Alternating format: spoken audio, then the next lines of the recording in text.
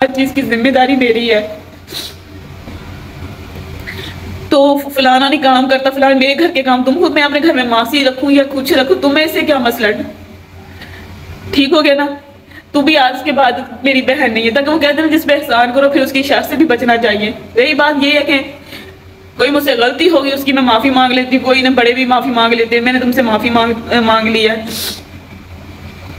तुम्हारी बेटी है भी, तुम अच्छे से परवरिश करो, तुम एक समझदार माँ हो, बहुत अच्छी सियानी हो, तो तुम जानो तुम्हारा काम जाने। और रही बात आयशा की, तुम लोग आयशा के साथ रुलाया, वो लोग तो तुम लोगों ने बात नहीं बताई, जो तीनों तुम लोगों ने ग्रुप बनाए थे, सारा दिन मेरी चुगलियां करते थे सुबह से लेकर शाम तक।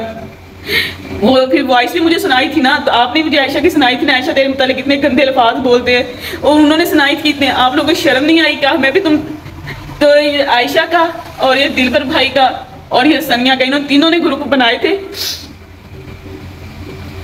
जिसमें सिर्फ ये मेरी चुगलियां करने के लिए। तुम लोगों को उसमें शर्म नहीं आई कि किसकी हम चुगलियां करें? आज तुमने अपने शोहर के पास बैठ के रिएक्शन दिया, ठीक है, तुम भी तो अपनी दूसरा बोल दिया था ना, हमारी दोनों बहनों की लड़ाई है। नदीम ने तो तुम पे कोई रिएक्शन नहीं डाला। तुम लोगों को जो काले करती फिरती हो, कभी माँ को कभी बाप को, माँ बाप की तुमने बड़ी लाज रखी हुई है। जब कराची से आओगे उसको साथ अपने ले जाना, अपनी बेटी की अच्छी परवरिश करना, सबको पता चले। मैं नहीं कर सकती, मैं जितना करना था मैंने कर दिया, इससे ज्यादा मैं नहीं कर सकती, ताकि कल को फिर भी इल्जाम लगाना है और कसम उठा के कह दो कि मैंने तुम्हारी बेटी को एक मर्तबा भी बोला हो कि तेरी माँ की काल आए और तुमने अटेंड नहीं करनी। एक कसम उठा के तुम बोल दो ये अल्फाज। तो खुद पूछती रहती जब बोर होती है, हानिया काल आई तुमसे तो इसका कुछ दिल बहल जाए। कुछ बातें होती हैं जो नहीं बताई जाती। तो अच्छा, उसके अलावा जी आज मेरे साली साहबा और उसके हस्बैंड साहब को थोड़ी सी गैरत आई है, तो उन्होंने जो है ना जी मेरे ऊपर एक्शन बना दिया।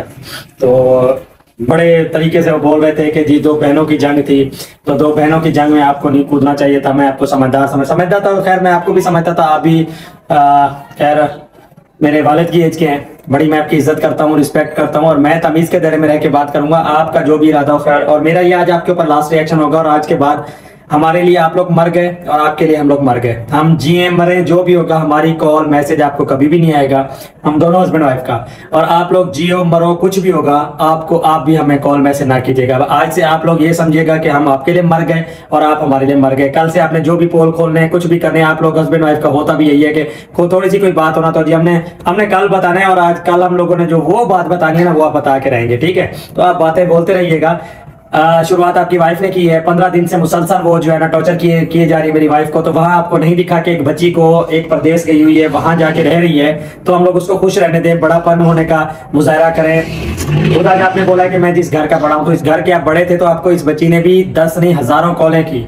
क्या आप अपनी मिसेज को समझाएं? तब आपने बड़ापन नहीं दिखाया। ना मेरी वाइफ की पिक्चर लगाएगी आपकी वाइफ, ना ही हम दोनों हस्बैंड वाइफ का नाम लेगी। अगर किसी में उन्होंने नाम लिया मैं स्ट्राइक दे दूंगा, मैं आपको पहले बता रहा हूँ। उसके अलावा हमारा कोई आपके साथ रिश्ता नहीं है। आप हमारे लिए मर गए, हम दोनों आपके लिए, आप लोगों के लिए मर गए। आप अपनी लाइफ जियो और हम लोग अपनी लाइफ जिएंगे, ठीक? ये जंग आपकी और मेरी है, इसमें शायद बहुत सी चीजें हैं जो दिलबर नहीं कर सकेगा। नदीम अहमद वल्द खुशी मोहम्मद साहब की वीडियो आ चुकी थी।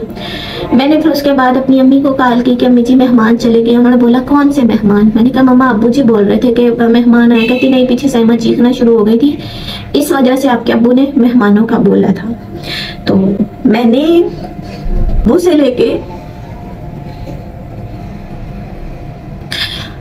अब्बू से लेके हानिया तक सबको ब्लॉक कर दिया, क्योंकि शायद मेरी वहां कोई वैल्यू नहीं है।